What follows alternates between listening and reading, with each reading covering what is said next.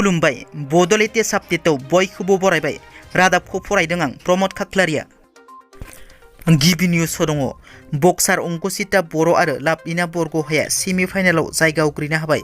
30 अक्ट'बरनिफ्राय 13 नभेम्बरसिम जर्दान हादरनि आमानाव खुंजानाय एशियान बक्सिं चेम्पियनशिप 2022 आव आसामनि बक्सार लाभलिना बरग'हाय आरो अंकुसिता बर'आ सेमि फाइनालाव जायगा आवग्रिनो हायो। लाभलिना बरग'हाया क्वार्टार फाइनालाव 75 केजि केटेगरियाव काजाकिस्ताननि गेलेगिरि भेलेन्टिनाखौ 3-2 फारागथियाव फेजेननानै सेमि फाइनालाव जायगा आवग्रिनो हायो। लोगोसे अंकुसिता बर'आ क्वार्टार फाइनालाव 66 केजि केटेगरियाव जापाननि गेलेगिरि सुबाताखौ 5-0 फारागथियाव फेजेननानै सेमि फाइनालाव जायगा आवग्रिनो हायो। चिरां जिल्ला बनसुआ जुरिना बसुमतारीखौ बरायदों। निट आनजादाव उथ्रिसारनो हानानै MBBS फरायनो खाबु मोननाय चिरां जिल्लानि जुरिना बसुमतारीखौ चिरां जिल्ला बनसुआ बिथांनि न'आव थांनानै बरायदों आरो मान बावदों।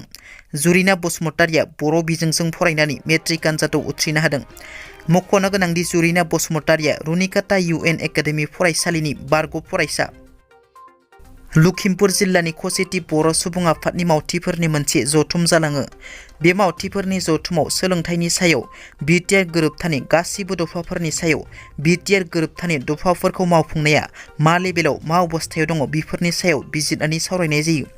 बे सावराय जथुमाव लखिमपुर जिल्लानि खौसेथि बर' सुबुं आफादनि लेङाइ नेहाथारि सुशान्त मोसाहारिया बाहागो लानानै फोरमायोदि बर' बिजोंनि फरायसालिया लखिमपुर जिल्लायाव थैलांनायनि लामायाव।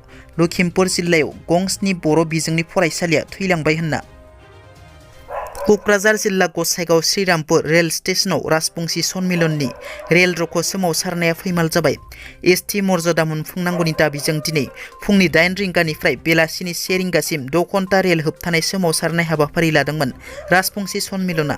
नाथाय बे रेल लामा होबथानाय सोमावसारनाया जिल्ला खुंथायनिफ्राय गनायथि मोनाखैमोन, जायनि जाहोनाव क'क्राझार पुलिस बिफाना होबथादों आरो रेल ट्रेकखौ हाबनो होआखै। राजबंशीफोरखौ SP पुष्पराज सिंहजों लोगोसे गुबुन गुबुन थाखोनि पुलिस बिबानगिरिफोरा रेल ट्रेकनिफ्राय होखारदों। राजबंशीफोरखौ मोनसे गोजोनथाव रादाब। क'क्राझार सरकारि फरायसालिमानि प्रिन्सिपाल महरै सासे बर' फिसाया सायख'जाबाय। डक्टर डिमासा दैब्रां मोसाहारि बिथाङा क'क्राझार सरकारि फरायसालिमानि गोदान प्रिन्सिपाल महरै सायख'जाबाय। मख'नो गोनांदि डक्टर डिमासा दैब्रां मोसाहारि बिथाङा क'क्राझार सरकारि फरायसालिमानि सानखान्थि आयदानि एस'सियेट प्रफेसार मावोमोन।